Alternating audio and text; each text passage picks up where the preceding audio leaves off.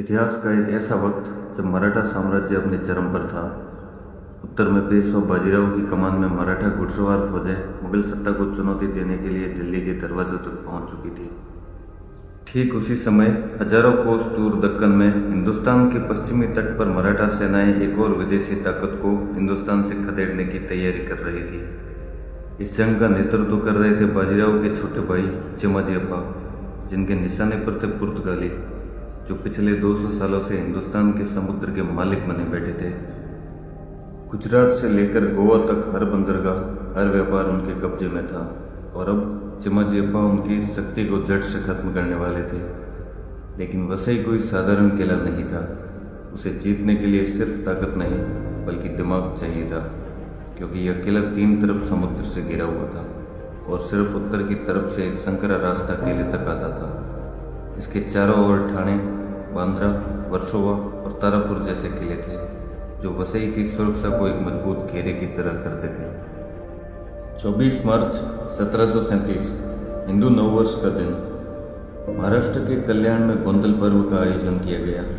ढोल, नगाड़े, भीड़ सब कुछ सामान्य लग रहा था, लेकिन इसी भीड़ के पीछे मराठा सेनाएं चुपचाप इकट्ठी हो रही थी। पुर्तगालियों को इसकी भनक तक नहीं लगी। ठीक 2 दिन बाद 26 मार्च को मराठा फौजों ने पहला वार किया ठाणे के किले पर। यह सीधा हमला नहीं था, बल्कि पहले पुर्तगाली पहरेदारों को शराब पिलाकर अचेत किया गया। ठाणे किले का सेंट जेरोनिमो टावर, जहां पहरा सबसे मजबूत था, अब वहां सन्नाटा छाया हुआ था। रात के अंधेरे में मराठा सैनिक सीढ़ियां लगाकर किले में दाखिल हुए। वहां हुई मुठभेड़ में पुर्तगालियों का एक कप्तान और कुछ सैनिक मारे गए। विजयी मराठा सैनिकों ने 2 तोपें दागी। ये एक संकेत था चिमाजी अप्पा को, जो बाकी सेना के साथ बदलापुर में रुके हुए थे। वे समझ चुके थे कि उनकी पहली चाल कामयाब हो गई है। ठाणे का पुर्तगाली कमांडर बोतेलू मुश्किल से अपने कुछ साथियों के साथ जान बचाकर भागने में कामयाब रहा। विजयी मराठा सेना ने ठाणे समेत पूरी साष्टी तक के इलाकों को अपने अधीन कर लिया। इसके बाद मराठा सेनाएं बांद्रा तथा वर्सोवा की तरफ आगे बढ़ी, लेकिन वहां पुर्तगालियों की मजबूत घेराबंदी थी, जिस वजह से मराठाओं को पीछे हटना पड़ा। समुद्र में ज्वार के कारण वसई पर सीधा हमला करना भी असंभव था। तब अप्पा ने अपने सैनिकों को अर्नाला द्वीप पर कब्जा करने भेजा। वहाँ के स्थानीय लोग पहले से ही मराठों के पक्ष में थे। इसके बाद मारोल, बेलापुर, धारावी एक एक करके सारे इलाके मराठों के अधीन होने लगे। मराठा सेनाओं के बढ़ते दबाव के कारण पुर्तगालियों को पीछे हटते हुए अंततः वसई के किले में शरण लेने के लिए मजबूर होना पड़ा। वसई अब धीरे धीरे अलग थलग पड़ता जा रहा था।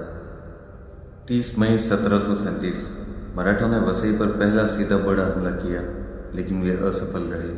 उसके ठीक 1 महीने बाद भीषण मानसून की बारिश में दूसरा हमला किया गया। इस बार भी उन्हें पुर्तगालियों की भीषण गोलीबारी से भारी जनहानि उठाते हुए पीछे हटना पड़ा।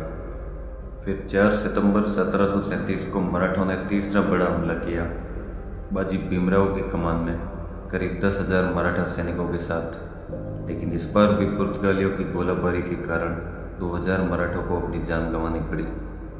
मराठा फौजों के एक के बाद एक हमले नाकाम होते जा रहे थे और हर असफल हमले की कीमत मराठा सैनिक अपनी जान गंवा कर चुका रहे थे। चिमाजी अप्पा ने हार मानने से साफ इनकार कर दिया। वसई की घेराबंदी जारी रही। इरादा वही था कि हर हाल में वसई को चुकाना। लेकिन इसी बीच भोपाल से बाजीराव का एक संदेशा चिमाजी अप्पा के पास आया। पेशवा भोपाल में निजाम के साथ एक निर्णायक संघर्ष में उलझे हुए थे। उन्होंने मुगल सेना को भोपाल में चारों तरफ से घेर रखा था। लेकिन तभी पेशवा को खबर मिली कि हैदराबाद से निजाम का बेटा नासिर जंग एक और फौज के साथ भोपाल की तरफ बढ़ने की तैयारियां कर रहा है। अगर ये फौज भोपाल पहुंच जाती तो पूरे युद्ध का संतुलन ही बदल जाता।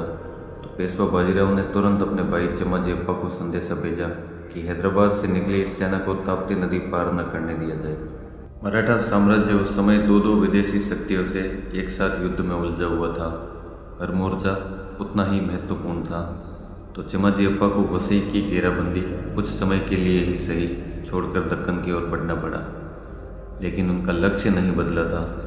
वसई अभी भी अधूरा था और अप्पा का इरादा भी।